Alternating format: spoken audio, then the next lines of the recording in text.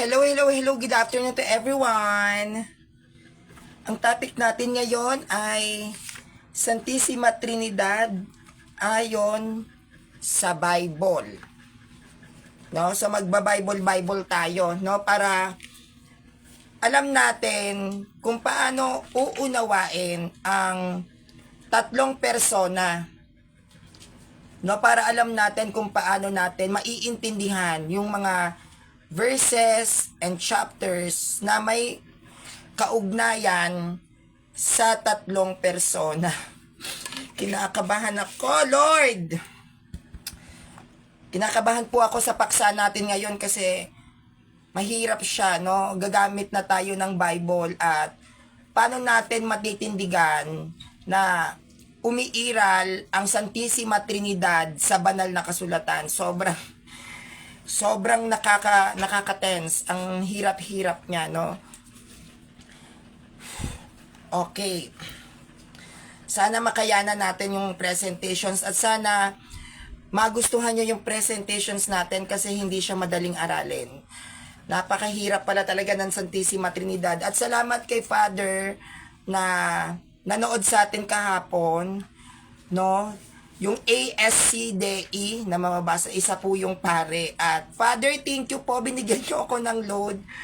At maraming pong salamat sa mga kaparian na nagustuhan po yung live presentations ko regarding kahapon sa Trinity, yung pag-iral ng Santissima Trinidad. Maraming pong salamat. Sa totoo lang, kinakabahan ako kasi sabi rin sa akin ng ibang tao na, Sanrio, pag nagkamali ka ng presentations mo, hindi lang sa miyembrong Katoliko ka mananagot, yari ka sa mga kaparian.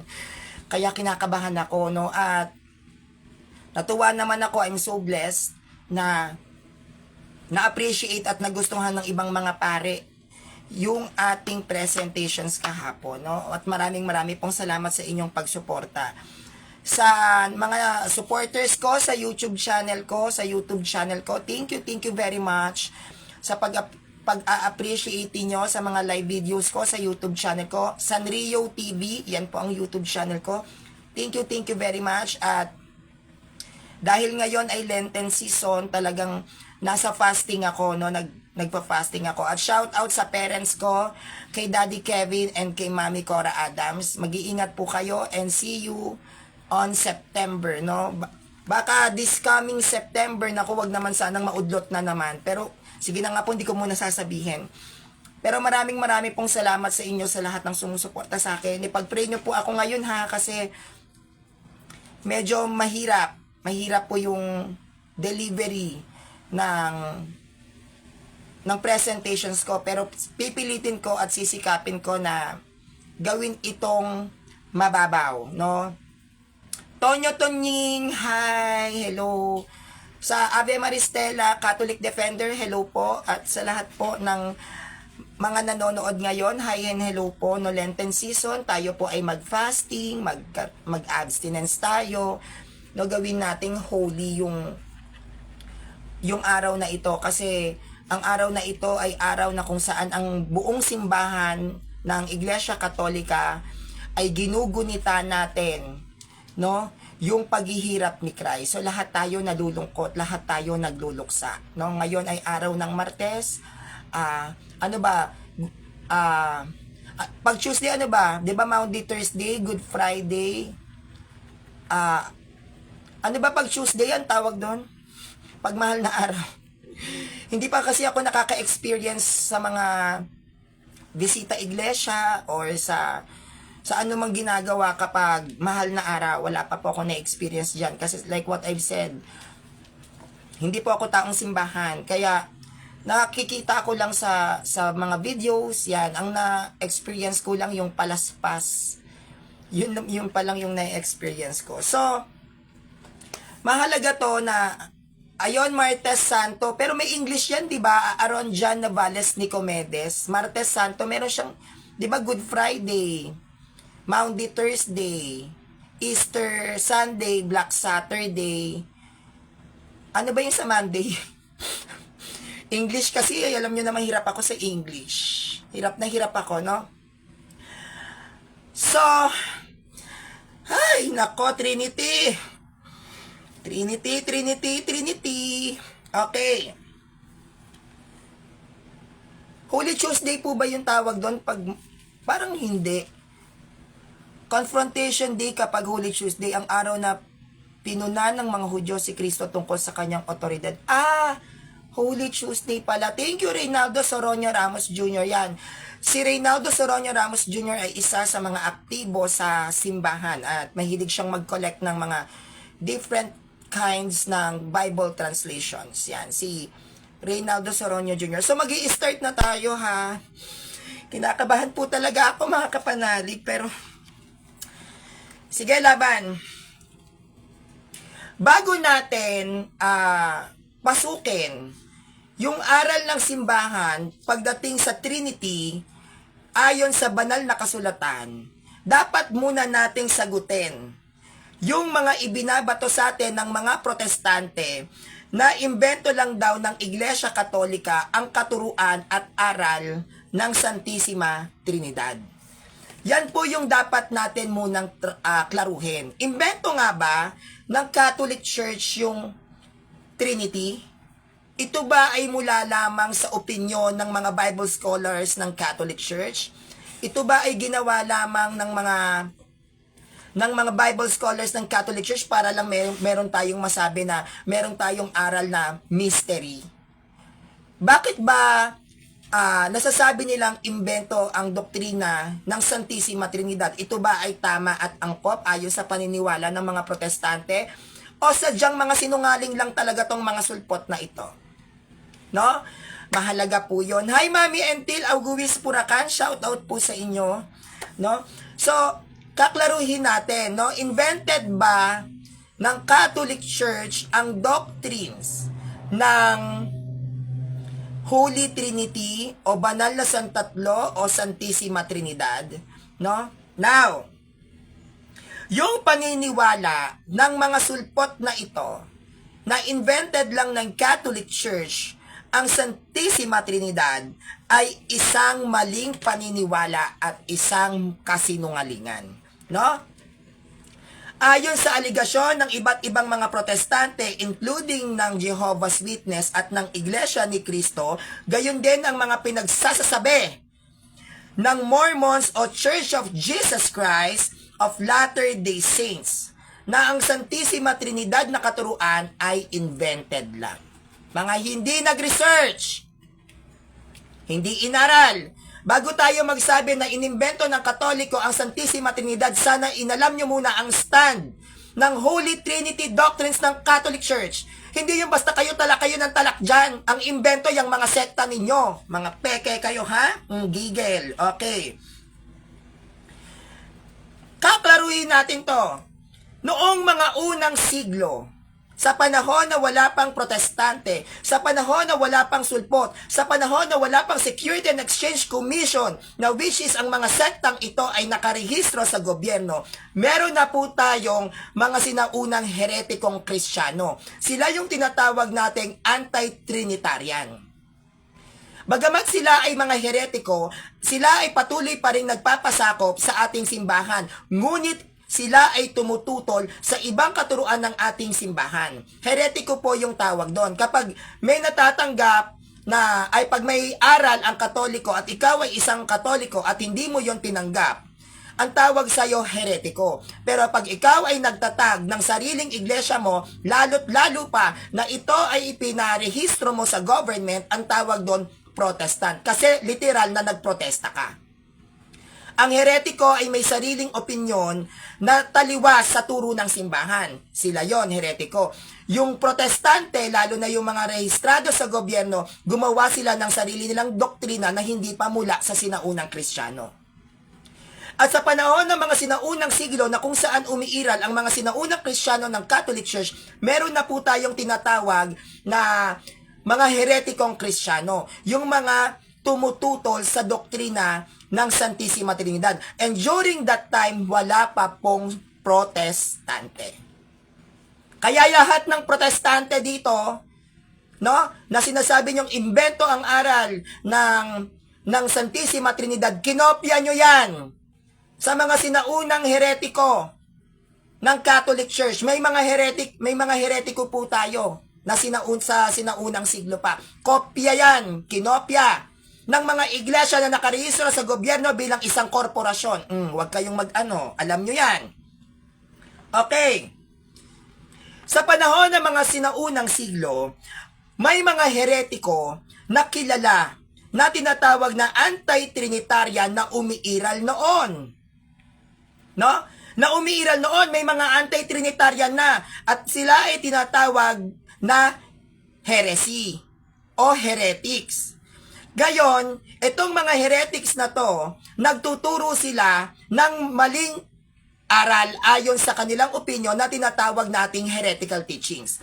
Sino ba tong mga grupo na ito o yung mga samahan na ito na nagkalat sa panahon ng sinaunang siglo na tumututol sa Santissima Trinidad? Iisa-isahin natin. Bilang kilala sa panahon ng sinaunang siglo as anti-trinitarian, meron tayong tinatawag na binitarianism. Binitarianism. Pag sinabing binitarianism, sila ay naniniwala sa two deities, two persons, and aspects. Binitarianism. Anti-trinitarian to. Kilalang kilala to sa panahon ng mga sinaunang siglo. Meron tayong tinatawag na Unitarianism. Pag sinabing Unitarianism, sila ay may paniniwala na one deity, person, and aspect. Meron ding umiiral na anti-Trinitarian na samahan na tinatawag na modalism. Pag sinabing modalism, ito yung oneness. Dito kinuha ng born again oneness o kinopya ng born again oneness ang kanilang doktrina sa modalism o oneness. No? Sa katotohanan, no? Sa katotohanan, ang Holy Trinity, ang banal na Santatlo o ang Santissima Trinidad ay matagal nang naihayag yan sa Biblia. Nanggigigil ako. Matagal na yang itinuturo ng Biblia, yang Santissima Trinidad. Bakit hindi nyo maintindihan? Gumamit naman tayo nito. No? Huwag tayong gagawa-gawa sa sarili lang nating interpretasyon. Kailangan muna nating alamin kung bakit may Trinity ang Catholic Church. Okay. Saan dito binibigyang diin sa banal na kasulatan itong Trinity? Itong Trinidad na to. Saan to binibigyang diin? Doon pa nga lang, di ba? Doon pa lang sa The Annunciation of Angel Gabriel, di ba? Yung doon sa Annunciation of Mary, of Angel Gabriel. Ano yung Annunciation? Yon ay patungkol sa pagdadalang tao ni Blessed Virgin Mary. Pag sinabing Annunciation, yun yung pagdadalang tao ni Blessed Virgin Mary. Doon pa lang, sa Annunciation of Blessed Virgin Mary, unang inilarawan sa bagong tipan, ang Santissima Trinidad. Sa Annunciation of Blessed Virgin Mary na mababasa sa New Testament o bagong tipan, dun unang inilarawan ang Santissima Trinidad. Dapat alam nyo yan, mga sulpot kayo, nanggigigil ako. May katibayan ba tong Sanrio na to na doon sa Annunciation ay binigyang diin ang Santissima Trinidad? Yes! I have. Bible tayo Baka sabihin nila gawa-gawa na naman ng Sanrio. Sige, magba-Bible tayo. Lucas 1 verse 35. Lucas 1 verse 35. Sumagot ang anghel, sa iyo ang Espiritu Santo at magpapasailalim ka sa kapangyarihan ng kataas-taasang Diyos. Dahil dito, ang isisilang mo'y banal at tatawaging anak ng Diyos. English. Mag-English tayo. Englishan moment. Okay. Luke 1 verse 35. The angel replied, "The Holy Spirit will come upon you. And the power of the Most High will overshadow you. So the baby to be born will be holy, and he will be called the Son of God. No? Sa isang pribado at lihim na pagtatagpo sa Nazareth, Galilea ng anghel na isinugo ng Diyos na si Gabriel, at ang dalagang pinagpala sa babaeng lahat na which is si Blessed Virgin Mary, ito ay malinaw at maliwanag na ang tatlong magkakaibang persona na makikita sa balitang sinabi ng anghel kay Gabriel, kay Birhing Maria, na ikaw ay magdadalang tao. Doon pa lang sa Annunciation, may tatlong persona na. Ano ang sabi doon sa Lucas 1:35? Sabi, di ba? Sasayo ang Espiritu Santo at magpapasailalim ka sa kapangyarihan sa kataas-taasang Diyos. Espiritu Santo, the Holy Spirit will come upon you. Persona yan. Ano pa? Meron kayong narinig? Kataas-taasang Diyos. Anong sinabi sa kataas-taasang Diyos na ito? No? And the power of the Most High will overshadow you. May ikalawa. Kataas-taasang Diyos. Ano yung ikatlo? May binasa tayong Son of God, anak ng Diyos. Sabi rito, the baby to be born. The baby to be born will be holy, and he will be called the Son of God. So doon pa lang sa Annunciation, may tatlong persona na umiiral. Di ba? May tatlong persona na. Ano to? The Holy Spirit, no? The Most High, o ang kataas-taasang Diyos. Ano yung isa? The Son of God, which is Jesus Christ. Paano nila sasabihing imbento ang Trinidad? Annunciation, tatlong persona umiiral na. Nanggigigil ako. Sige, palo. Hindi po ba malinaw? May Trinidad. May Trinidad sa Biblia. Ano ba yung Trinidad natin? Bakit Trinidad? Tatlong persona. At dito sa Annunciation, may tatlong persona na ipinakilala. At dito unang ipinakilala ang tatlong persona. Yung magdadalang tao pa lang si Maria, sinabi na kay Blessed Virgin Mary yan. Hindi yan imbento. Ang imbento, yung mga protestante dahil tatag kayo ng tao, mga peke kayo. Gigil ako. Ngayon, kung walang pag-iral, no? Kung walang pag-iral ng tatlong persona, sino yung tatlong tinutukoy ni San Gabriel Arcangel? Kung walang Trinity, walang tatlong persona, sino ang tinutukoy dito? Sa Lucas 1 verse 35, sumagot ang anghel, sasayo ang Espiritu Santo at magpapasailalim ka sa kapangyarihan ng kataas-taasang Diyos. Dahil dito, ang isisilang mo'y banal at tatawaging anak ng Diyos. Espiritu Santo, kataas-taasang Diyos, anak ng Diyos. Sino to kung walang Trinity sa Bible? Ang Trinity natin, Ama, Anak, Espiritu Santo. Anak ng tokwa naman, hindi nila inaaral to. Merong umiiral, di ba? Meron. Dahil ang Trinity natin, Ama, Anak, at Espiritu Santo, mismo mula sa bibig ni San Gabriel Arcangel, siya ay nagbitaw ng salita ng Espiritu Santo, the Holy Spirit will come unto you, kataas-taasang Diyos, the power of the Most High will overshadow you, at anak ng Diyos, the baby to be born. May umiiral na tatlo. Tama ba mga kapanalig? Okay.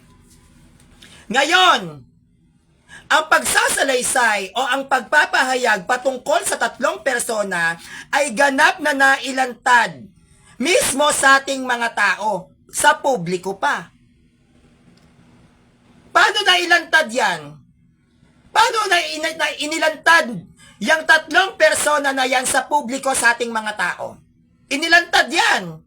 Hindi yan inilihim ng Diyos. Hindi lang si Maria nakakaalam yan. Inilantad yan sa publiko. May katibayan pa tong Sanrio na inilantad ang Trinidad sa mismong pampublikong lugar. Yes, meron. No? Saan to makikita? Ito yung pagkakataon o yung panahon nung bininyagan ni Juan Bautista ang ating Panginoong Hesukristo sa Ilog Jordan. Ang pagbibinyag ni John the Baptist, public, di ba? Public yon. Hindi yon private. Sa Ilog Jordan, pwede bang i-private ni John the Baptist? Hindi naman siya may-ari ng Ilog Jordan. So doon pa lang sa pagbabautismo ni John the Baptist, inihayag at inilantad na ang Trinidad. Pinaalam na yan sa madla. May katibayan ba tong Sanrio na to? Yes. Meron. Marcos 1:9 hanggang 11. Mark 1 verse 9 to 11. Ano ang sinasabi rito ni San Marcos? Sa aklat ni San Marcos, ayon sa bautismo ni John the Baptist. Okay. Nang panahong yon, dumating si Jesus mula sa Nazaret sa Galilea. At siya'y binautismohan ni Juan sa Ilog Jordan. Pagkaahong ni Jesus sa tubig, nakita niyang bumukas ang kalangitan at bumaba sa kanya ang Espiritu na tulad ng isang kalapate.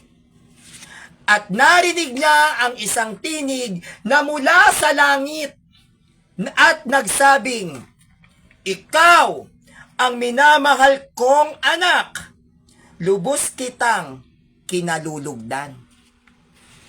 Doon pa lang sa bautismo ni John the Baptist sa Jordan River, pinakilala na ang tatlong persona. May Trinidad na. Kaya hindi nila pwedeng sabihin imbento ang Trinity dahil wala pang Bible, may Trinity na. Pinakilala nga binyag sa Ilog Jordan ni John the Baptist, Marcos 1, versikulo 9 hanggang 11. Nang panahong yon, dumating si Jesus mula sa Nazaret sa Galilea at siya'y binautismuhan ni Juan sa Ilog Jordan. Pagkaahon ni Jesus sa tubig, isang persona, ni Jesus sa tubig, nakita niyang bumukas ang kalangitan at bumaba sa kanya ang Espiritu na tulad ng isang kalapate. Ikalawang persona. Narinig niya ang tinig. Sabi, narinig niya ang tinig na mula sa langit at nagsasabing, "Ikaw ang minamahal kong anak, lubos kitang kinalulugdan." Ikatlong persona, ang Ama. No? Yung binautismo nga ni John the Baptist si Christ, ipinaalam na kay John the Baptist na merong anak, Espiritu Santo, at Ama. Bigyan natin ng diin at suriin natin tong maigi. Kung pag-aaralan natin ng mas malalim ang naging tagpo sa pagbabautismo ni John the Baptist sa Jordan River, ito ay binigyan diin, kitang-kita at lantad na lantad ang pagkakakilanlan ng tatlong persona. Lantad na lantad, litaw na litaw. Anong sabi? Ang tinig na nagsalita mula sa langit, sino yon? Ang Ama. Sino yung bininyagan ni John the Baptist? Si Kristo, ang anak. Ang bumaba na kalapati. Saan yung kalapate? Sino yon? Ang Espiritu Santo. So yung Ama, yung anak, yung Espiritu Santo, tatlong persona yan. Paano walang Trinidad sa Bible? Ang Trinity ng Catholic Church, Father, Son, and Holy Spirit. At malinaw sa pagbabautismo ni John the Baptist kay Christ, ipinakilala na ang Father, Son, and the Holy Spirit. May compiled Bible na ba nun? Wala pa. Wala pa. May Protestant na? Wala pa. So, napakalinaw na inihayag ang Trinidad sa pampublikong lugar na kung saan si John the Baptist ay nagbibigay ng bautismo sa tao. At naihayag ang Trinidad nung si Kristo ay nabautismuhan. Malinaw po ba? O sabihin nyo kung malalim na yung salita pinagpapawisan ako. Pinipilit ko lang pong pababawin. Okay. Now, kung inimbento ng Catholic Church ang doktrina ng Trinity, kung ito ay gawa-gawa lang natin, sabi ng mga protestanteng tatag ng taong peke, no? Sino ang nagsalita mula sa langit? Nung nagbigay ng bautismo si John the Baptist, ayon dito sa sitas ng Marcos 1, versikulo 9 hanggang 11, may isang tinig na nagsalita mula sa langit at nagwika, "Ikaw ang minamahal kong anak." Sino yon? Sino yon, mga sulpot? Yung nagwika mula sa langit, ang sabi, "Ikaw ang minamahal kong anak." Yun ang Diyos Ama. May unang persona na. Di ba? Ngayon, sino ang bumaba na tulad ng isang kalapate? Ang Ama din? Ang Ama? Sino ang bumaba na tulad ng isang kalapate? Yun ang Holy Spirit. Diyos, Espiritu Santo, ikatlong persona. Sino ang bininyagan sa Jordan River? Sino? Si Jesu Cristo. Tatlong persona. Santissima Trinidad. Bakit Santissima Trinidad? Sapagkat ang tatlong personang ito ay mga banal. Santissima Trinidad hango sa wikang Espanyol, sa banal na Santatlo sa wikang Tagalog, at Holy Trinity sa wikang Ingles. Kaya sila Santissima Trinidad dahil ang tatlong persona na ito na ipinakilala nung binautismo nga ni John the Baptist si Kristo ay mga banal. May tatlong persona na, di ba? Bakit sinasabi nila wala? May tatlong persona na. Lord, tulong. Nagpapawisan ako. Hindi natin kailangan pahirapan pa yung ating mga sarili para hagilapin yung para maghilap ng sagot sa mga tanong na ito dahil napakaliwanag na inilalarawan ang pagkakakilanlan ng tatlong persona sa tagpong naganap. Hindi na natin pwede pang hagilapin saan mababasa ang Trinity. Bakit walang Trinity sa Bible? Dahil binibigyan diin na mismo ng Biblia na may tatlong persona na umiiral. Kaya lang yan tinawag na Trinity bilang pantukoy nating mga Katoliko sa tatlong persona. Parang Bible. Pag sinabing Bible, salita ng Diyos o banal na kasulatan. May nabasa ba kayong Bible sa Bible? May Bible ba na nakasulat sa Bible? Wala. Pero kapag sinabing Bible, alam na ninyo kung ano ang Bible. Yan ay Word of God. Katulad yan ng Santissima Trinidad. Yan ay binigyan ng pangalan o titulo ng ating simbahan para alam na natin na kapag sinabing Santissima Trinidad, ito ay tumutukoy sa tatlong persona. At yung tatlong persona na ito, pagdating sa katuruan ng Santissima Trinidad, ang binibigyan diin ng simbahan diyan ay hindi yung titulo, kundi yung pag-iral ng tatlong persona. May umiiral naman talagang tatlong persona, di ba? Wala bang Ama? Wala bang Anak? Wala bang Espiritu Santo? Meron. At pag sinabi nating Ama, Anak at Espiritu Santo, tatlong persona. Pag sinabing tatlong persona, Santissima Trinidad. Bakit Santissima Trinidad? Sapagkat ang tatlong personang ito ay banal. At pag sinabing Santissima, banal. Pag sinabing Trinidad, tatlo. Santissima Trinidad, banal at santatlo, tatlong persona, Ama, Anak, Espiritu Santo, ang tatlong personang ito ay banal. Malinaw po ba? Madali bang ma-pick up? Okay. Ang dalawang importante at dalawang mahahalagang kaganapan sa buhay ng ating Panginoong Hesukristo, unang-una ano ang dalawang pinakamahalaga na kaganapan sa buhay ni Kristo?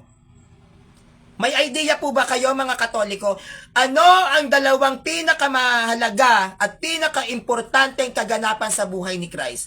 Unang-una, ang kanyang pagkakatawang tao. Yan ang unang pinakamahalaga sa kaganapan pagdating kay Kristo. Yan ang isa sa pinakaimportanteng kaganapan sa buhay ng Panginoong Hesukristo, ang kanyang pagkakatawang tao. Ano yung isa na mahalaga? Yung kanyang bautismo o yung pagbibinyag. Yan ang dalawang importante na naging kaganapan sa buhay ni Christ. At dahil dito, ito ay malinaw at maliwanag na isang patotoo at pagpapatibay na hindi po imbento ng simbahang Katoliko ang Santissima Trinidad. Diba? Bakit ito yung mahalagang kaganapan sa buhay ni Christ? Nung si Kristo ay nagkatawang tao sa pamamagitan ng pagbati ng anghel kay Maria, na Maria, ikaw ay maglilihi lalang ng Espiritu Santo at yan ay tatawaging Emmanuel. Doon pa lang ipinakilala ang Trinity. Annunciation. Bakit binyag? Dahil sa pamamagitan ng bautismo ni Kristo sa Ilog Jordan, ipinakilala sa ating mga tao na may iiral na tatlong persona, ang Ama, Anak at Espiritu Santo. Kaya yon yung mga importanteng naging ganap sa buhay ni Christ. Yung kanyang pagkakatawang tao sa pamamagitan ni Maria sa kanyang paglilihi, which is the Annunciation, pinakilala doon ang Santissima Trinidad. At sa kanyang pagbabautismo sa ilalim ni John the Baptist, doon ipinakilala sa ating mga tao ang tatlong persona. Kaya yan ang importanteng naging kaganapan sa buhay ni Christ. Dahil dyan natin nakilala ang Santissima Trinidad. Okay. Kaya yung mga alegasyon o yung mga paratang sa atin ng mga pekeng sulpot na protestanteng ito ay walang matibay na katotohanan. Peke ang doktrina kasi peke ang iglesia. Peke ang iglesia dahil hindi Diyos ang nagtatag. Kapag hindi Diyos ang nagtatag, protestante ka. Pag protestante ka, ikaw ay dapat nakarehistro sa gobyerno. Peke lahat yan. Kaya kapag hindi Diyos ang nagtatag, ang doktrina nun, peke. Kaya lahat ng aligasyon nila sa Catholic Church regarding sa Santissima Trinidad, peke. Malinaw po ba mga kapanalig ko na gwapo at magaganda dyan? Kaya bago nila tayo sabihan na kayong mga Katoliko, oy, mga Katoliko kayo ha, gigil ako. Peke ang Santissima Trinidad ninyo, hindi yan totoo, walang umiiral yan. Bago nila sabihin peke o imbento lang ang Santissima Trinidad, dapat nilang ipaliwanag kung sino yung tinig na nagsalita mula sa langit na ikaw ang aking anak na kinalulugdan. Sino yung kalapate? Sino yung nag-anyong kalapate? nung bininyagan si Christ? Sino? Kung walang Trinity na umiiral. Paliwanag nila yan. Hindi tayo pwedeng basta-basta maniwala na lang sa pastor-pastoran, hindi pa Bible scholar. Mali. Ngayon, hindi nga ba itinuturo ng Biblia ang Trinidad? Hindi ba itinuturo ng Bible ang Trinity? Sigurado ba sila? Are they sure? Okay. Yung mga protestante na nagsasabi na hindi itinuturo ng Bible ang Trinity, yan yung mga protestant o mga sulpot na tinatawag nating Bible-based churches. Bakit Bible-based churches? Sapagkat ang pangalan ng kanilang mga sekta ay kinuha sa Bible. Kapag ang pangalan ng iglesia mo ay kinopya mo lang sa Bible, ang tawag doon, Bible-based churches. Hindi nila maiintindihan ang Santissima Trinidad dahil wala silang tradisyon. Ang Bible-based churches ay walang tradisyon dahil yan ay man-made. Man-made yan. Nagsipagkopyahan lang yan sa Bible para kumita ng pera. No? Wala silang church traditions. Yung Santissima Trinidad, hindi po yan nagpasimula lang sa Bible dahil wala pang Bible, may Trinity na. Kaya hindi nila magagets yung Trinity ng Catholic Church. Okay, bakit? Bakit hindi nila magagets ang Trinity ang doctrines ng Trinity ng Catholic Church? Kasi ang Trinity natin ay mula pa hindi pa compiled ang Bible. Yung doktrina na yan, hindi pa compiled ang Bible, may Trinity na. Unlike sa Bible-based church o Bible-based churches, ang kanilang doktrina ay nakabase sa Bible. Kaya nga Bible alone. At pag ikaw ay Bible alone, limitado lang ang talinong tatanggapin mo dahil hindi ka marunong gumamit ng history. Hindi nila naiintindihan itong mga Bible-based churches na to, na ang bawat verses and chapters na mababasa natin sa Biblia ay may exegetical context. At itong exegetical context na mababasa natin sa mga verses ng Bible ay makikita sa history. At yon ang wala sila. Kaya limitado lang ang kanilang talino, kung meron man. Okay. No? Kaya itong mga sulpot na ito, no?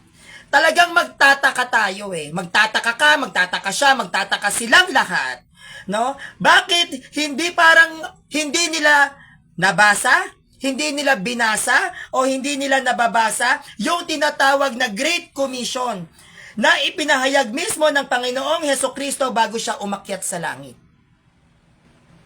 Dapat nabasa nila yung tinatawag na Great Omission. Hindi ba nila nabasa yon? Hindi ba nila binasa yon? O sadyang sinadya nilang hindi magbasa at wag basahin yung Great Omission na yon?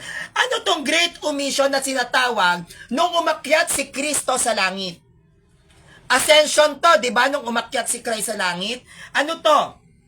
Mateo 28 verse 19. Ito ang Great Omission na tinatawag.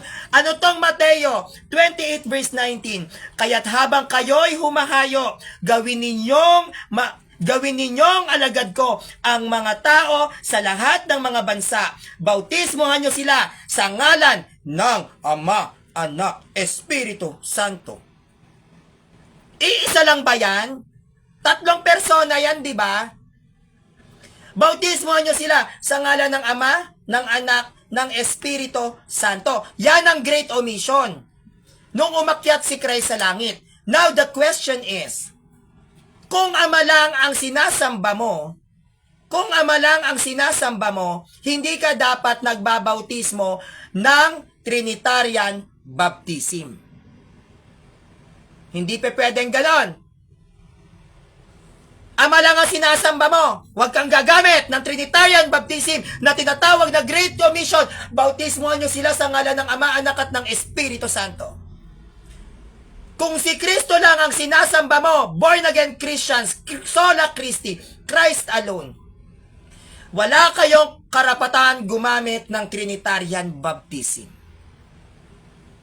Kung hindi kayo naniniwala sa banal na Espiritu Santo na yan ay bahagi ng iisang Diyos sa tatlong persona, huwag kayong gagamit ng Great Commission. Bautismohan nyo sila sa ngalan ng Ama, Anak at ng Espiritu Santo. Bakit? Dahil dun pa lang sa pag-akyat ni Kristo sa langit ay kanya nang ipinakilala at sinabi na may tatlong personang iiral at ito ang gagamitin ninyong pagbabautismo sa mga Hudyo na gustong maging Kristiyano, sa mga Hentil na gustong maging Kristiyano. Kaya sinabi ni Kristo, gawin ninyong mga alagad ko ang lahat ng mga bansa at bautismohan nyo sila sa ngalan ng Ama, Anak at ng Espiritu Santo. Hindi po ba tama? May mali po ba doon? Okay. Dito sa Mateo 28 verse 19. Hirap. Sa Mateo 28 verse 19, kaya't habang kayo'y humahayo, gawin ninyong alagad ko ang mga tao sa lahat ng mga bansa. Bautismohan nyo sila sa ngalan ng Ama, Anak at ng Espiritu Santo. Dito sa sitas na ito ay maliwanag, no, na ipinapahayag ng ating Panginoong Hesukristo ang patungkol sa Santissima Trinidad. Di ba? Sa Mateo 28 verse 19, bautismohan nyo sila sa ngalan ng Ama, Anak at ng Espiritu Santo. At sa talatang ito, dito ay maliwanag na maliwanag pa sa kinang ng mga bituin sa langit na ipinapakilala na ni Kristo ang tatlong persona, ang Santissima Trinidad. Ang Ama, ang Anak, at ang Espiritu Santo. Trinity. Hindi lang ang Biblia ang nagtuturo tungkol sa pag-iral ng tatlong personang ito, kundi ito din mismo ay sinabi mula sa sariling bibig ng ating Panginoong Hesus. Hindi lang ito sinabi ng mga apostol, hindi lang ito sinabi ng mga disciples, hindi lang ito dahil nasaksihan ni John the Baptist, hindi lang ito dahil sinabi ng Anghel Gabriel kay Maria ang pag-e-exist o pag-iral ng tatlong persona. Ito ay mismo sinabi mula sa sariling bibig ni Kristo, ang Ama, Anak at Espiritu Santo. Hindi po ba? Imbento pala si Kristo. Pag sinabing Ama, Anak at Espiritu Santo, iisang persona lang ba yan? Kung iisang persona yan, bakit kailangan pa ng sabing Ama, Anak at may at Espiritu Santo? May at, ibig sabihin, pangatlo. Kaya hindi sila pwedeng maging iisang persona. Kasi bautismohan nyo sila sa ngalan ng Ama. Siguro naman magkaiba yung Ama sa Anak, kahit naman sa ating tao, bilang tao na lang. Iisa lang ba ang Ama at ang Anak? Magkaiba, di ba? Kung lalagyan na lang natin ng logic. So, ang pagkakaroon ng Ama at pagkakaroon ng Anak, tumutukoy sa dalawang persona. Kung iisang persona yan, bakit may at Espiritu Santo? Kaya nga may pangatlong persona. So, tatlong persona yan. Pag may tatlong persona, anong stand ng Catholic Church sa tatlong persona? Trinity. Tatlong persona, tatlong banal na persona. Holy Trinity. Meron, di ba? Mismo pa yung galing sa bibig ni Kristo. Okay. Ngayon, kung ipagpipilitan netong mga sulpot na ito na mga anti-Trinitarian o hindi naniniwala sa Santissima Trinidad, labanan nila si Kristo. Gibain nila ang stand ni Christ na bautismuhan nyo sila sa ngalan ng Ama, Anak at ng Espiritu Santo kung mali yun. Yung Ama, Anak at Espiritu Santo, tatlong persona yan. Kung mali ang Trinity, mali si Christ. Sila ang tama. Hindi po ba? Gibain nila yung sinabi ni Christ. Baptize them in the name of the Father and the Son and the Holy Spirit. Iisang persona lang ba to? Tatlo, di ba? Oh, pag sinabing tatlong persona to, saan sasaklaw na katuruan yan? Trinidad. O dahil tong tatlong persona ay banal, anong tawag? Santissima Trinidad. Sa Ingles, Holy Trinity. Okay. Doon sa sitas ng Matthew 28 verse 19, no? At tatlo ang tinukoy ng Panginoong Hesukristo diyan. Ang Ama, ang Anak, at ang Espiritu Santo. No? Kung ang binanggit ng ating Panginoong Hesukristo ay sa ngalan ng Ama at ng Anak at ng Espiritu Santo, no? Sa ngalan ng Ama at ng Anak at ng Espiritu Santo at ni Felix Manalo at ni Charles T. Russell, 5 ang magiging bilang niyan dahil 5 ang magiging karakter. Di ba? Halimbawa, sa atin 3 persona. Bakit? Kasi ang sabi, sa ngalan ng Ama, ng Anak at ng Espiritu Santo, 3 persona. Pero kung ang babanggitin dyan, bautismuhan nyo sila sa ngalan ng Ama, ng Anak, ng Espiritu Santo, ni Felix Manalo, ni Eli Soriano, ni Martin Luther. Ilang persona iiral? 6. Bakit? May 3 sumingit na demonyo. Si Felix Manalo, si Eli Soriano, at si Martin Luther. Kaso 3 lang ang binanggit na persona. Kaya 3 ang persona natin. At itong 3 personang ito ay mga banal. At yung 3 binanggit ko na Felix Manalo, Eli Soriano at Martin Luther ay hindi po mga banal. Mga bulaang propeta. Okay.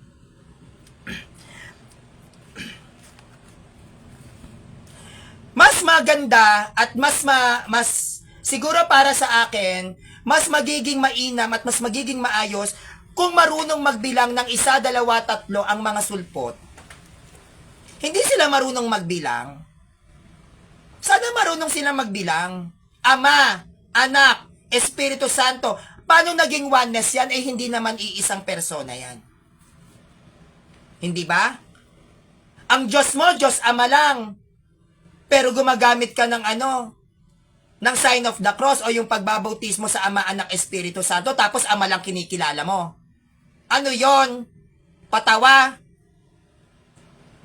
Diyos mo si Kristo lang, tas ang binyag mo, Ama, Anak, Espiritu Santo, pero si Kristo lang ang kinikilala mong Diyos. Ano yon? So yung bautismo nila, tanging si Kristo lang ang nagbabaptize, hindi yan binabautismohan ng Ama at ng Espiritu Santo kasi hindi nila kinikilalang Diyos yung mga yan. Tayo kasi, ang Ama, Anak at Espiritu Santo, yan ay iisang Diyos. Kaya pag tayo ay binautismuhan mismo ng 3 persona. Kaya nga Great Omission ang tawag dyan. 3 yan, di ba? Hindi ba sila marunong magbilang? Tuturuan nating magbilang yan, no?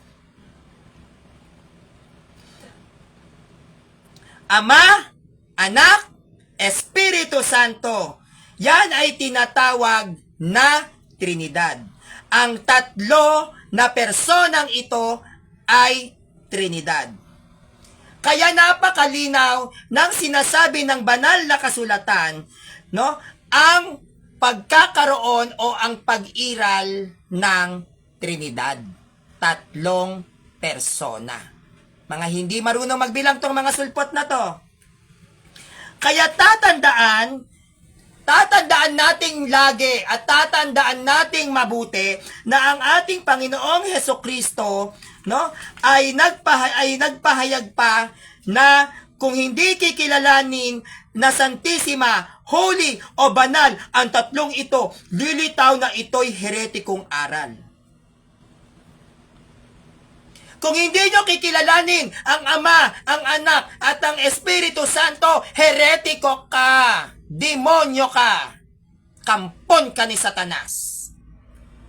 Dahil binigyan diin ni Christ, bautismohan nyo sila sa ngalan ng Ama, Anak, at ng Espiritu Santo. Kung ano ang pagkakakilala mo kay Kristo, ganun din ang pagkakakilala mo sa Ama. At kung ano ang pagkakakilala mo sa Ama, ganun din ang pagkakakilala mo sa Espiritu Santo. Kaya tinawag yan na iisang Diyos. Dahil kung ang pagkakakilala mo sa Ama, ganun din sa Anak, ganun din sa Espiritu Santo, lilitaw, yan ay tatlong persona na iisang Diyos. Dahil kung anong meron sa Ama, yun din meron sa Anak, yun din ang meron sa banal na Espiritu Santo. At kung hindi nila kikilalanin ang tatlong personang yan, mga demonyo kayo.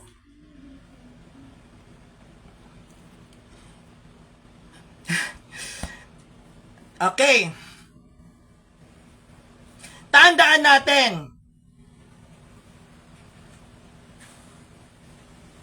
Tandaan natin na si Satanas kasama ng kanyang mga lipi, isama nyo na ang kanyang mga lupon. Si Satanas ay hindi kinikilala ang kabanalan ng Ama, Anak, at ng Espiritu Santo. Tandaan natin yan. Wala silang kinikilalang Diyos. Tinatanggihan nila ang kabanalan ng Ama, Anak, at ng Espiritu Santo.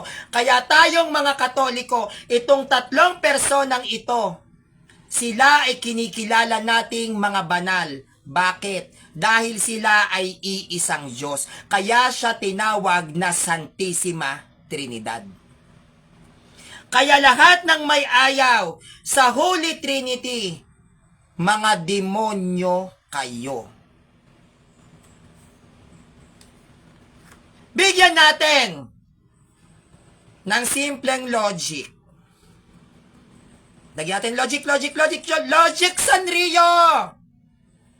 Lagyan natin logic. Ang Ama, ang Anak, at ang Espiritu Santo ay tatlo. Di po ba? Tatlo yan. Ama, Anak, Espiritu Santo, tatlo. Okay. Ang Ama, ang Anak, at ang Espiritu Santo ay banal. Banal yan, hindi rin po ba? Okay. Sa makatuwid, nasa banal na kasulatan, ang Santissima Trinidad, Holy Trinity, o banal na Santatlo. Bakit? Sapagkat ang Ama, ang Anak, at ang Espiritu Santo ay banal at tatlong persona. So kapag kinikilala mo ang tatlong personang ito, which is the Father, the Son, and the Holy Spirit, is holy. Anong tawag sa holy na tatlo?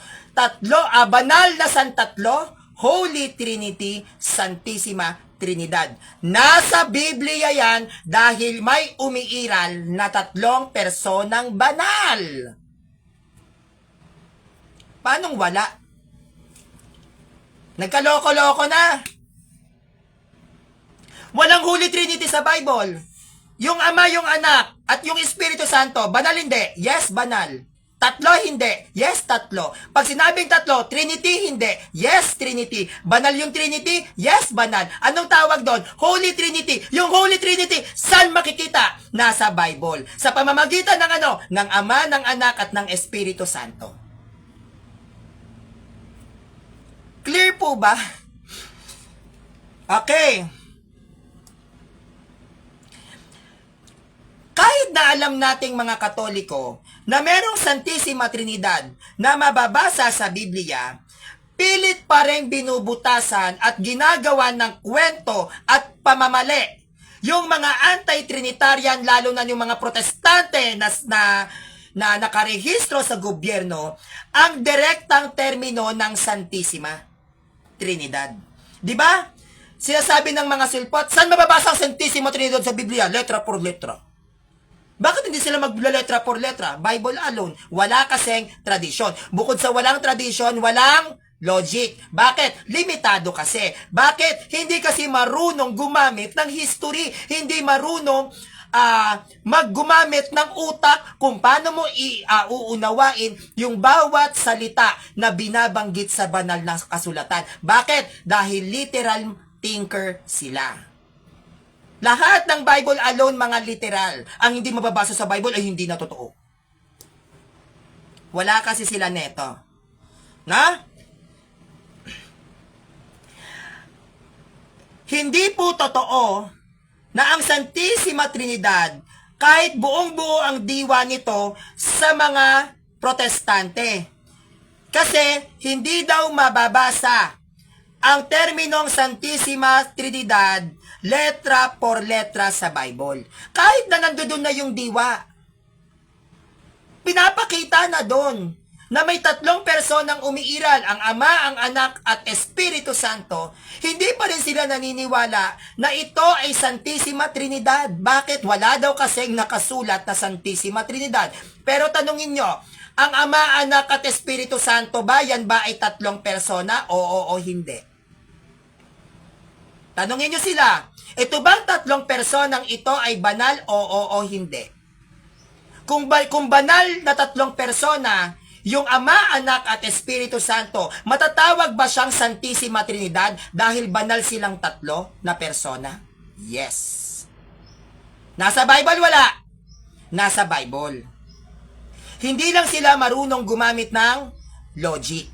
Kasi nga, bobo. Okay.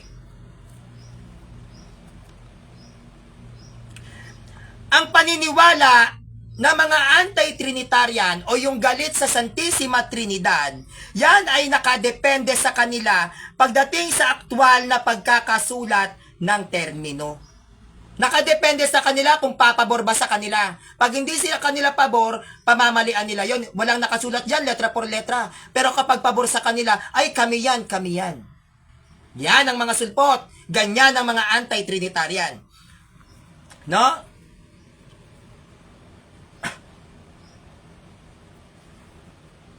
Ngayon, kung iisipin ninyo, no?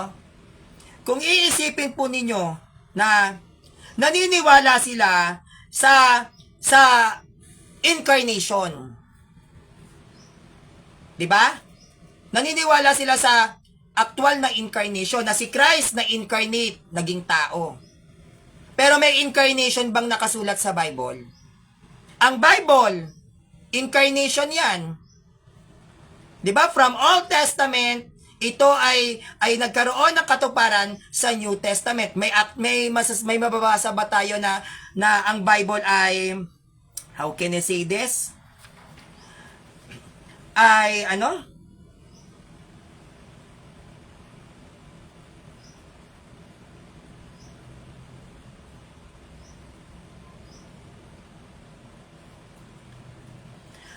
May mababasa ba tayo sa Bible na salitang incarnation? Kahit gumamit tayo ng English translations. Kasi si Christ incarnated yan, incarnate si Christ, di ba? Mula sa pagiging Diyos, siya ay nagkatawang tao, incarnation yon. Hindi sila naniniwala naniniwala sila na si Christ ay nagkatawang tao, pero wala naman tayong mababasa na incarnation sa Bible. Meron po ba? Bakit sila naniniwala doon? Na nagkatawang tao si Christ, wala din naman sila naniniwala sa incarnation.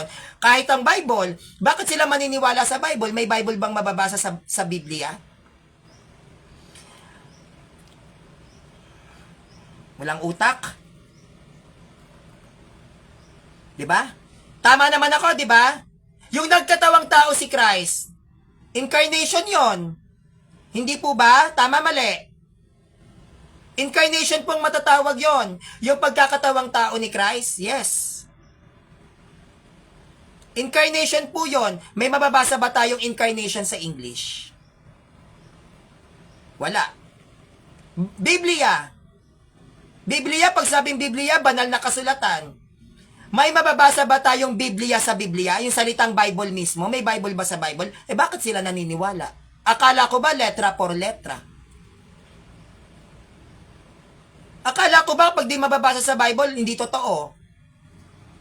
Bakit naniniwala sila na si Kristo ay na-incarnate? Bakit naniniwala sila na ang Biblia ay banal na kasulatan? Wala naman sa Bible yan. Wala kasi silang logic. Okay. Ngayon, salungat nga ba sa mga aral ng banal na kasulatan ang doktrina ng Santissima Trinidad? Mali ba yung aral ng Katoliko pagdating sa Santissima Trinidad kung ang bagbabasihan natin ay Biblia? Kailangan alam natin to para magkaroon tayo ng mas malalim na kaalaman patungkol sa ating simbahan. 'Di ba? Kontra ba? Pag sinabing salungat, kontra. Kontra ba yung aral ng Holy Trinity sa Bible? Okay. Kung pag-uusapan natin ang salitang termino, no? Kung sa usapin ng termino ay lumulutang na ang kawalan ng lohika, kamangmangan at manner of reasoning ng mga anti-Trinitarian. Kung hahanapin nila letra por letra ay terminology, bobo sila. Wala silang logic. Ang tatanungin dapat nila dyan, bakit ito ang termino? Bakit ito ang naging termino ng Santissima Trinidad? Kaya nga 'di ba pag sinabing Santissima Trinidad, yan ay termino para sa Ama, Anak at Espiritu Santo. Pero sila gagawin nilang literal. Saan mababasa ang Santissima Trinidad sa Bible? Wala kasi silang utak. No?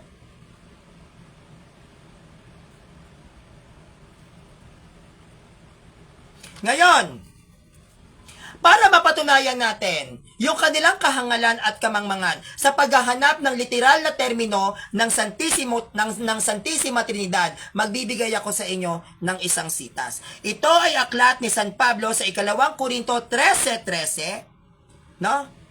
Ang sabi rito, 2 Korinto 13 verse 13, naway sumainyong lahat ang pagpapala ng Panginoong Hesukristo at pag-ibig ng Diyos at ang pakikisama ng Espiritu Santo. May tatlong personang binanggit, di ba? Anong sabi sa 2 Corinthians 13 verse 13? Pablo to. Naway sumainyong lahat ang pagpapala ng Panginoong Yesukristo at ang pag-ibig ng Diyos at ang pakikisama ng Espiritu Santo. Hesukristo, pag-ibig ng Diyos, which is ang Ama, at ang pakikisama ng Espiritu Santo. Tatlong persona. Gamit tayo dito ng isa pang sitas. 2 Corinthians 13 verse 14.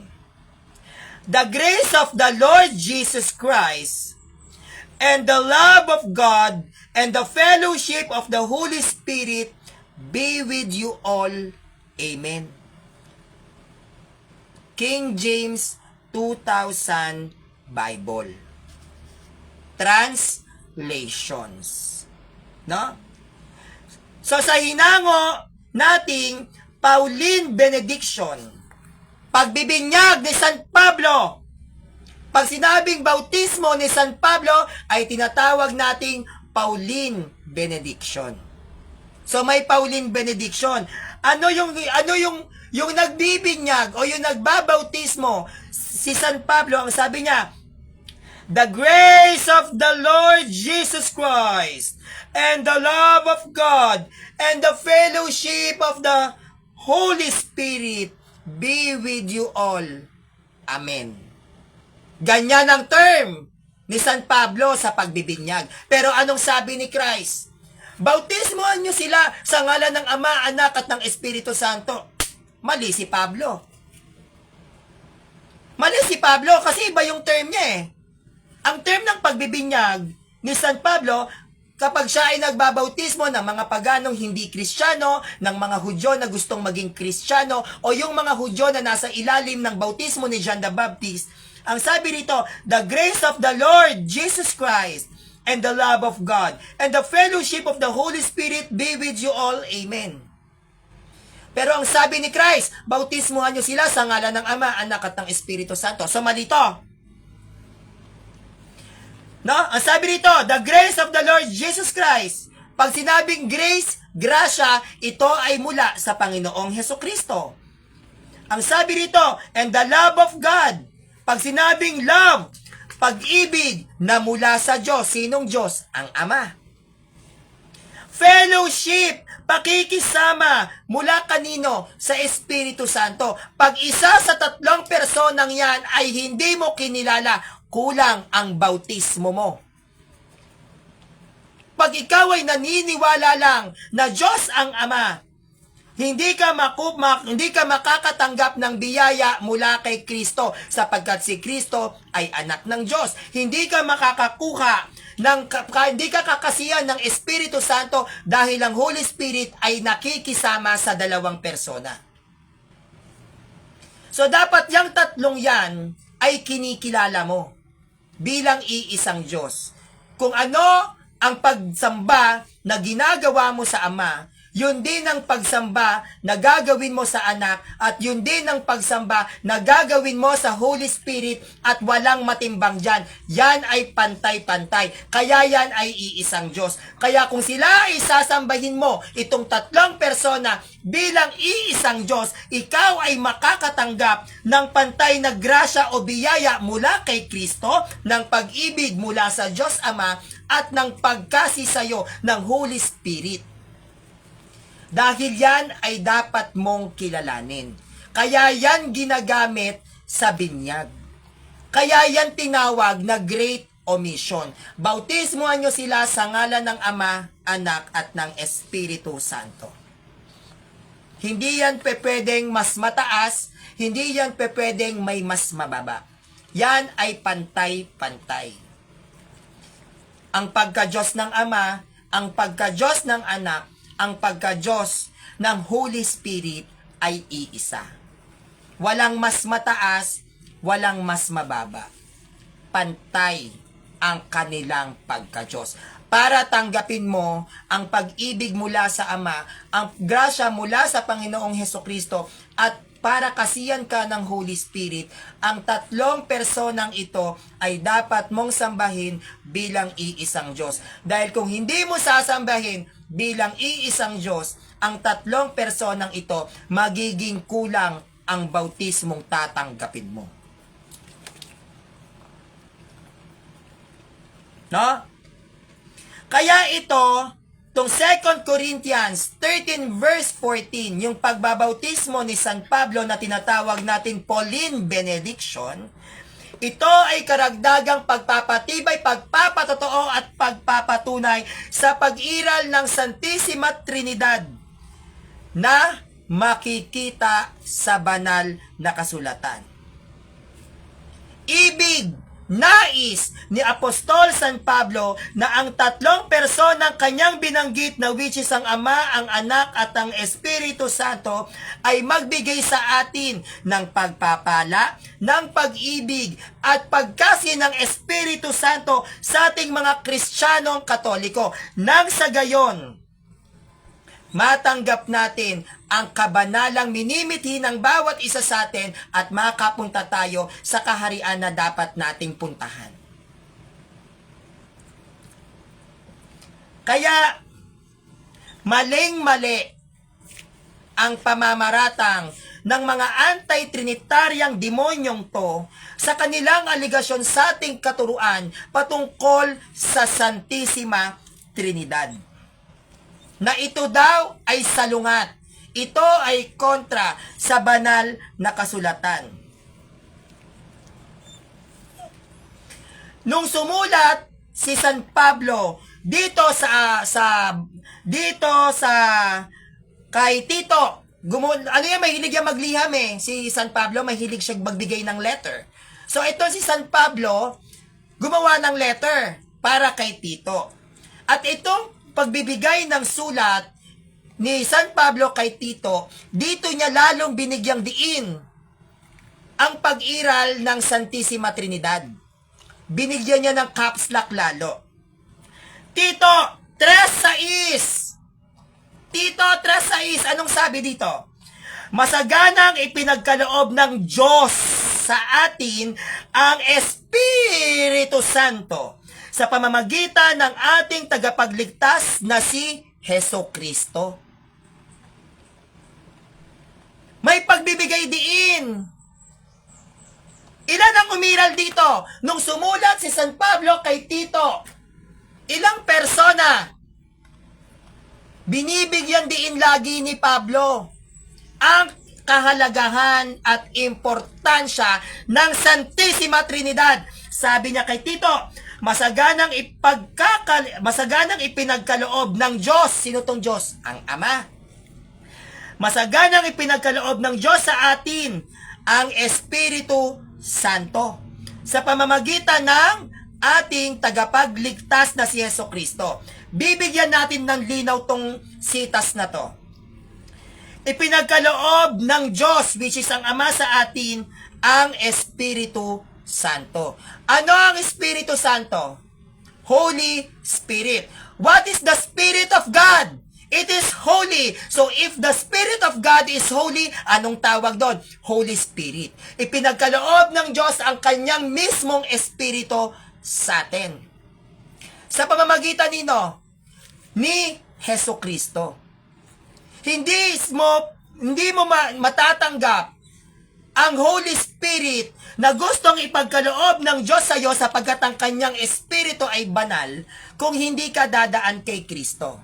So dapat mong kilalanin si Kristo bilang isang tunay na Diyos mo dahil sa pamamagitan niya ang Espiritu ng Diyos na banal ay sa kanya dumadaan. Bakit? Dahil si Kristo, ang Ama at ang Holy Spirit ay iisa. At ito ang binigyan diin ni Pablo nung siya ay nagbigay ng liham kay Tito. Malinaw, di ba? Binibigyan lagi ng diin San Pablo ang Trinidad. Tapos salungat, talaga ba? Oh, dadagdagan natin. Sandrio, dagdagan mo pa. Exciting to. Okay. Hebrew 9 verse 14. Hebreo 9 verse 14 ang sabi, higit ang nagagawa ng dugo ni Kristo. Unang persona. Higit ang nagagawa ng dugo ni Kristo sa pamamagitan ng walang hanggang Espiritu, inialay niya sa Diyos, which is ang Ama, ang kanyang sarili bilang handog na walang kapintasan. Ang kanyang dugo ang lumilinis sa ating puso't isipan sa mga gawaing walang kabuluhan upang tayo'y makapaglingkod sa Diyos na buhay. Sa aklat ng Hebreo, may 3 persona na naman na umiiral na dapat nating kilalanin bilang iisa. Kaya nga lagi silang magkakasama. Kasi hindi sila magkakaiba. Magkakaiba man sa persona, pero sila ay iisa sa pagiging Diyos. Hindi mo pwedeng kalasin ang isa doon. Lagi yang magkakadikit dahil iisa yan. Hindi mo pwedeng paghiwalayin ang iisa. Hindi na matatawag na iisa pag napaghiwalay mo. Kaya binibigyan diin yan sa banal na kasulatan. Paano sasalungat? Paano kokontra? Malinaw sa Hebreo 9:14. Higit ang nagagawa ng dugo ni Kristo sa pamamagitan ng walang hanggang Espiritu. Inialay niya sa Diyos, which is ang Ama, ang kanyang sarili. May Espiritu, may Kristo, at may Diyos na which is ang Ama. Naghiwalay ba? Hindi. Bakit? Dahil itong 3 personang ito ay iisa. Hindi mo yan pwedeng pagkalas-kalasin. Dito tayo sa English. Hebrew 9 verse 14. How much more shall the blood of Christ, who through the eternal Spirit offered himself without spot to God, purge your conscience from dead works to serve the living God. KJV Bible. Di ba? Yung aklat ng Hebreo, ipinapakita dyan ang pag-iral ng 3 persona. Ito bang 3 persona, banal? Yes.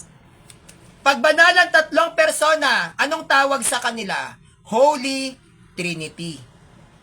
Santissima Trinidad. Wala mang Santissima Trinidad na nakasulat. Pero kapag ang tatlong persona ay banal, anong tawag? Santissima Trinidad.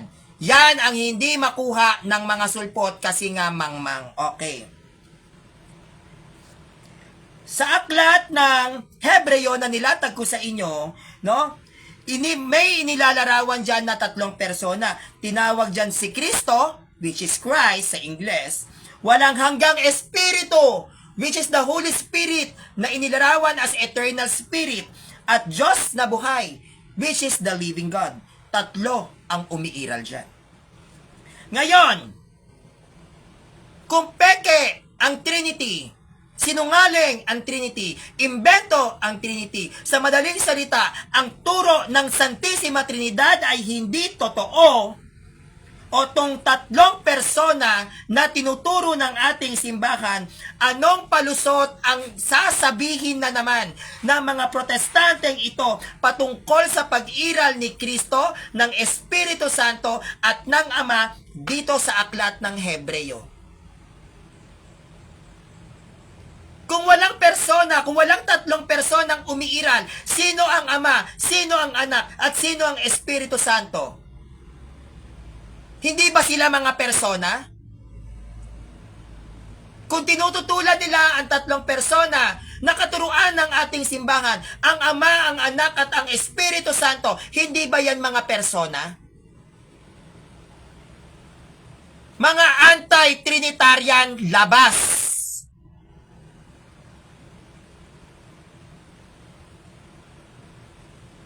No? Ngayon, isa pa. Sabi nila, wala sa Bible di ba? Bigyan natin ng diin. Isa pa.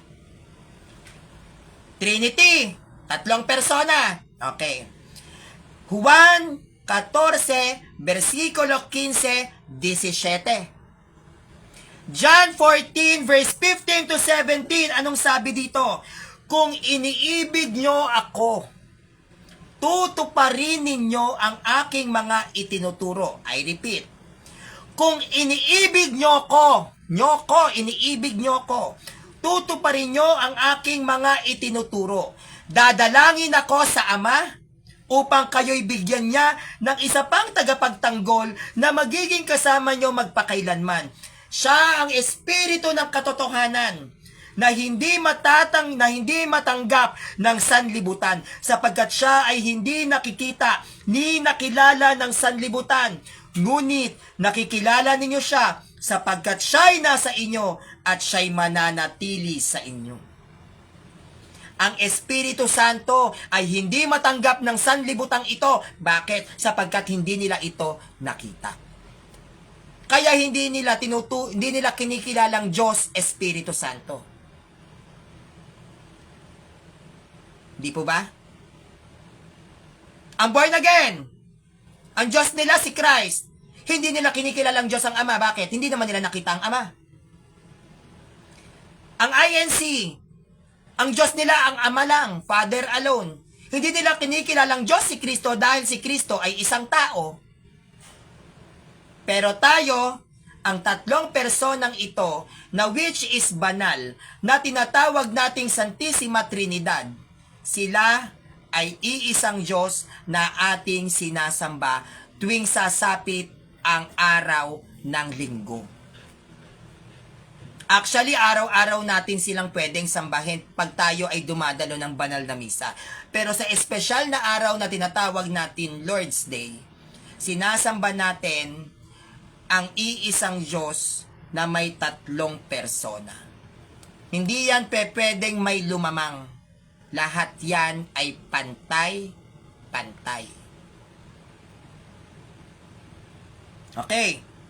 Sa nilatag natin na talata dito sa aklat ni Juan 14, versikulo 15-17, no, sa talatang yan, yung salitang ako, kung iniibig ninyo ako, yung salitang ako, yan ay patungkol sa persona, unang persona, sa persona ng ating Panginoong Hesukristo. Kasi di ba sabi niya, kung iniibig nyo ako, tutuparin nyo ang aking mga itinuturo. Si Christ yung ako. So, isang persona. Ang sabi rito, upang bigyan kayo ng isa pang tagapagtanggol, sabi rito, dadalangin ako sa Ama. Diba? Ang sabi, kung iniibig nyo ako, which is si Christ, unang persona, tutuparin nyo ang aking mga itinuturo. Dadalangin ako sa Ama, ikalawang persona. No? Upang kayo'y bigyan niya ng isa pang tagapagtanggol na magiging kasama nyo magpakailanman. Siya ang Espiritu ng katotohanan. Tatlong persona, Holy Spirit. May tatlong persona, di ba? At dito, sa Espiritu ng katotohanan, kung titignan natin mismo yung sitas na to, capital E. Kapag capital E, proper noun. Kaya may tatlong persona dito sa aklat ni Juan. Kinikilala na siya ng mga alagad, wala pa pong Bible. Ngayon, kung may tatlong persona, sa dami ng talatang nilatag ko sa inyo, may umiiral na tatlong persona, anong tawag doon? Anong tawag doon sa tatlong persona? Banal. Kung banal ang tatlong personang ito, ano ang tawag natin dito? Santissima Trinidad. Bakit? Banal na santatlo. Ang tatlong persona ay banal. Nasa Bible wala. Ang Trinity, nasa Bible. Sasabihin nila wala? Sinungaling ang mga sulpot na to. Ngayon, dito tayo. Sulat ng mga apostol. Mga apostol na to. Baka naman tumutol pa rin mga protestante dito. Dito tayo sa sulat ng mga apostol. Gawa 2, versikulo 32 hanggang 33. Acts 2, verse 32 to 33. Anong sabi rito? Si Jesus, unang persona agad. Si Jesus ay muling binuhay ng Diyos at saksi kaming lahat sa pangyayaring yon. Pinaupo siya sa kanan ng Diyos at tinanggap niya mula sa Ama, ikalawa ulit, ang ipinangakong Espiritu Santo. Ito ang kanyang ibinuhos sa amin tulad ng inyong nakikita at naririnig. May tatlong persona na naman na mismo ang mga apostol ang nagtuturo. Sabi sa Gawa 2 verse 32 to 33, si Jesus, unang persona, ay muling binuhay ng Diyos at saksi kaming lahat sa pangyayaring yon. Pinaupo niya sa kanan ng Diyos at tinanggap niya mula sa Ama ang ipinangakong Espiritu Santo. Kung walang tatlong personang nag-e-exist sa Biblia at mali ang Santissima Trinidad, ang Ama at ang Anak at ang Espiritu Santo, yan ba ay matatawag na persona? Yes or no, mga anti-Trinitarian? Ano ang tawag sa Ama, Anak at Espiritu Santo kung hindi yan persona sa inyo? Dahil kung tatanggapin nyo na ang Ama at ang Anak at ang Espiritu Santo, yan ay tatlong persona, dapat kayong maniwala na ang tatlong personang ito ay banal. At kapag ang tatlong personang ito na paniniwalaan ninyo na ang Ama, Anak, Espiritu Santo, yan ay tatlong persona at ang tatlong personang ito ay banal, tatanggapin ninyo na may Santissima Trinidad. Dahil ang ibig sabihin ng Santissima Trinidad sa wikang Espanyol ay banal na santatlo sa wikang Tagalog, na naglalarawan na ang tatlong personang ito ay banal. Ang Ama, Anak at Espiritu Santo ba sa inyong mga sulpot kayo ay persona o hindi? Gamit pa tayo ng talata. Judas 1, versikulo 20 hanggang 21. Judas 1, verse 20 to 21. Ngunit magpakatatag kayo, mga minamahal, sa inyong napakabanal na pananampalataya. Manalangin kayo sa tulong ng Espiritu Santo. Manatili kayo sa pag-ibig ng Diyos, which is ang Ama. habang naghihintay kayo sa ating Panginoong Hesukristo na magkakaloob sa inyo ng buhay na walang hanggan dahil sa kanyang habag sa atin. Kay Apostol Judas na to, Judas Tadeo, hindi Iscariote. Si Judas Iscariote, apostol ng mga protestante yan. Sabi ng apostol natin, Judas Tadeo, no? Manalangin sa tulong ng Espiritu Santo, unang persona. Manatili kayo sa pag-ibig ng Diyos, which is ang Ama. Habang naghihintay sa ating Panginoong Hesukristo, ikatlong persona. May tatlong persona. Meron wala sa Bible? Meron. At ang tatlong personang ito ay banal. At pag banal ang tatlong persona, anong tawag nating mga Katoliko? Santissima Trinidad. Wala bang Santissima Trinidad sa Bible? Meron. Bakit? Dahil may umiiral na tatlong personang banal na tinatawag na Santissima Trinidad. Malinaw po ba? Okay. No? Kaya malinaw dito sa aklat ni Judas, no? Manalangin sa tulong ng Espiritu Santo, manatili sa pag-ibig ng Diyos, which is ang Ama, at habang naghihintay sa ating Panginoong Hesukristo. At meron din. Oh, meron pa. Ay, meron pa. Merong pagpapahayag si San Pedro.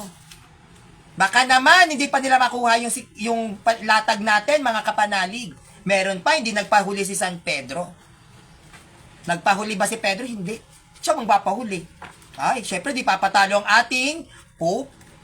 Papaiwan ba ang Pope ng Katoliko? First Pope ng Catholic Church, which is si San Pedro? Hindi. Unang Pedro, 1, versikulo 1 hanggang 2. Peter 1, verse 1 to 2. Mula kay Pedro, isang apostol ni Hesukristo, sa mga hinirang ng Diyos na nasa iba't ibang lalawigan ng Ponto, Galacia, Cappadocia, Asia at Bithynia. Kayo'y pinili ng Diyos Ama ayon sa kanyang kaalaman mula pa at pinabanal ng Espiritu Santo upang maging masunurin kay Hesukristo at nilinis sa pamamagitan ng kanyang dugo. Sumagana nawa ang inyong pagpapala at kapayapaan. Si Pedro, binibigyan diin ng tatlong persona. Pedro na yan. Hindi pa rin sila naniniwala na may tatlong persona. Binibigyan diin na nga ni San Pedro, tatlong persona. Unang Pedro 1 verse 1 to 2, anong sabi? Mula kay Pedro, isang apostol ni Hesukristo. Mula kay Pedro daw, isang apostol ni Hesukristo.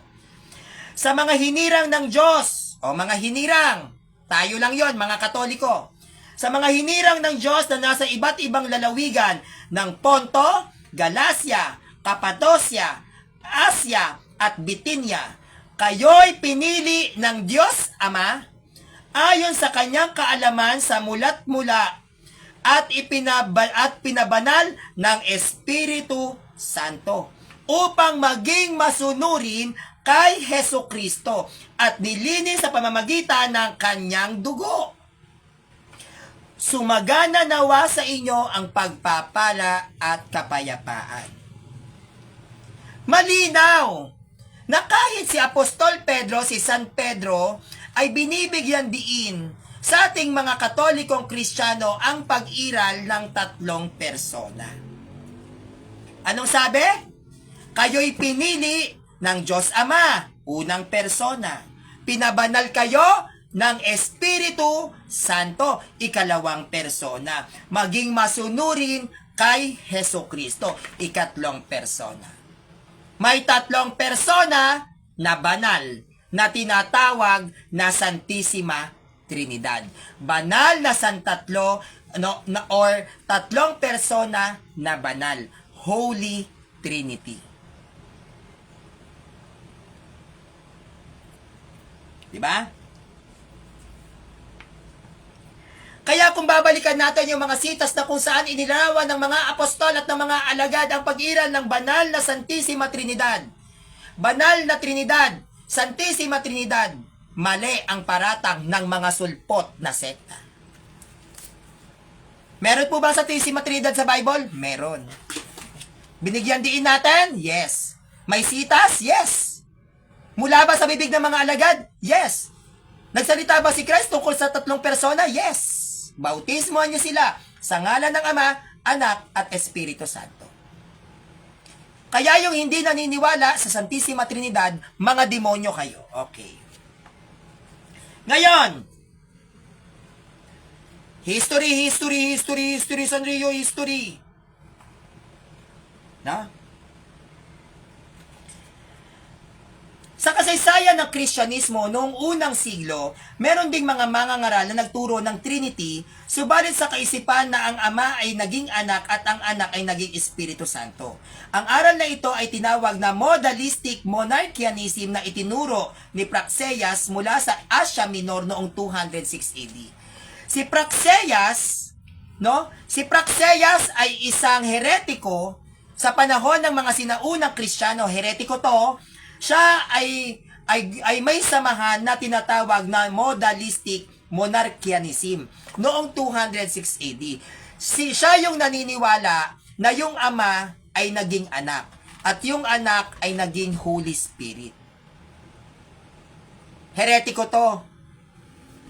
Yan ang kanya namang ipinapakalat. Sa huling bahagi ng ikalawang siglo, isang aral na tinawag na dynamic monarchianism ang naniniwala na si Jesus ay tao lamang na ipinanganak ni Birhing Maria dahil sa isang himala. Ito yung sa INC. Si Kristo ay hindi Diyos. Siya ay isang tao. Ang tawag sa kanila, dynamic monarchianism. Sila ay naniniwala na si Jesus ay tao lamang na ipinanganak ni Birhing Maria sa pamamagitan ng isang himala. Hindi Diyos si Christ. Na? Si Jesus ay inampun lamang ng Diyos bilang anak sa pamamagitan ng binyag, kaya siya naging tagapagligtas. Naniniwala din ng dynamic monarchianism na si Jesus ay bininyagan lamang ng banal na kapangyarihan at karunungan, at hindi ito likas sa kanya. Ito ay tinuro ni Theodotus ng Byzantium, isa po itong sinaunang heretiko, na itiniwalag ng ating simbahan, at lahat po sila ay excommunicado ni Pope Victor I, 189 to 199 AD. Ipinagpatuloy ni Artimon, siya ay isang profesor at guro sa Roma, ang aral ni Theodotus, kaya siya ay tiniwalag din ng simbahan sa ilalim ni Pope Sepperinus noong 199 to 217 AD. Noong 260 AD, muling pinalaganap ni Pablo ng Samosata ang heretikong aral na ito ng dynamic monarchianism na tinatawag ding adoptionist. So hindi na po bago sa ating simbahan ang mga taong ayaw sa Santissima Trinidad. Hindi na yan bago sa atin. Yang mga hindi ayaw yakapin ang Santissima Trinidad. Tatandaan po natin, pag sinabi pong Trinidad, ito po ay tumutukoy sa Ama, sa Anak, at sa Espiritu Santo. Pag sinabing Trinidad, ito ay binubuo ng tatlong persona. Pag sinabing tatlong persona, sila ay tatlo na may pagkakaiba pagdating sa katangian. Pero hindi sa kalikasan katangian. Iba ang Ama, iba ang Anak, iba ang Holy Spirit. Tatlo to. Kaya etong tatlong to na tatlong persona, yan ay kinikilala nating banal. Banal ang Ama, banal ang Anak, banal ang Espiritu Santo. At dahil banal silang tatlo, tinawag sila ng ating simbahan na Santissima Trinidad o banal na santatlo sa Tagalog. Dahil ang tatlong personang ito ay mga banal. At ito ay makikita natin sa banal na kasulatan. Kaya kapag kayo ay hinanapan ng termino, literally, letra por letra, saan mababasa ang Santissima Trinidad sa Biblia, Ganito lang po ang basic na pagpapaliwanag dyan. Ang Ama, ang Anak, at ang Espiritu Santo ba ay persona o hindi? Pag sinabi nilang oo, persona yan. Ilan ang persona pagdating sa Ama, Anak, at Espiritu Santo? 3. Tong 3 ba na personang ito ay banal? Yes. Pag sinabi nilang yes, tuloy ang tanong. Kung banal ang 3 personang ito, alam mo ba ang kahulugan ng Santissima Trinidad? Alam mo ba ang kahulugan ng Holy Trinity? Alam mo ba ang kahulugan ng banal na Santatlo? Ang kahulugan po ng Santissima Trinidad, ang 3 personang ito ay banal. At ang 3 personang ito ay umiiral mismo sa banal na kasulatan na binigyang diin pa ng mga alagad ni Kristo mismo. At nanggaling din ito sa mismong bibig ni Christ na bautismuhan nyo sila sa ngalan ng Ama, Anak, at ng Espiritu Santo. Ama, Anak, Espiritu Santo, sila ay 3 persona, sila ay mga banal, at sila ay tinawag na Santissima Trinidad dahil ang 3 persona ay banal. Yan po ang paglalarawan ng ating simbahan. Sana po nagustuhan nyo ang presentation si Sanrio. Sumakit yung dibdib ko, mabigat siyang ituro talaga sa totoo lang po. Pero sana nagustuhan nyo at malinaw naman po sana kasi sa totoo lang pinagpapawisan ako kapag Trinity. Sana napaliwanag ko ng maayos at ng malinaw kasi ang hirap po niyang i-deliver. Ang hirap niyang intindihin. Kahit ako sa totoo lang hirap na hirap ako. Pero sabi ko nga, Lord, tulungan mo ko na ma-deliver ng maayos ito sa mga kapanalig ko. Hindi para lang pamalian ang pangunawa ng mga sulpot at ng protestante, kundi nais ko din kasing maintindihan ng kapanalig ko kung ano ba ang meron sa Santissima Trinidad.